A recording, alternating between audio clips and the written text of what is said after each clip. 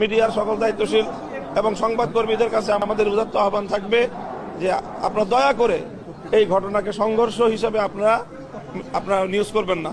এটা একতরফা হামলা হয়েছে সেখানে, এবং সকল যারা আহত, ইনজুর্ড, যারা নিহত, তারা সব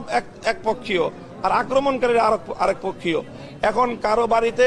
ডাকাতের আক্রমণকে যদি আপনি বাড়িওয়ালার ডাকাতের সংঘর্ষ হিসেবে চিত্রিত করেন, তাহলে সংবাদ মাধ্যম কোনোভাবেই আপনারা দায়িত্ব পালন করছেন না, বরং আপনারা ডাকাতদেরকে আড়াল করার চেষ্টা করছেন বলেই আমরা দেশবাসী এটাকে এইভাবেই নিবে। কাজেই আপনাদের কাছে আপনারা যাচাই করেন, প্রয়োজনে আপনারা তথ্য দেখেন যে গত রাতের এই আক্রমণ, শেষ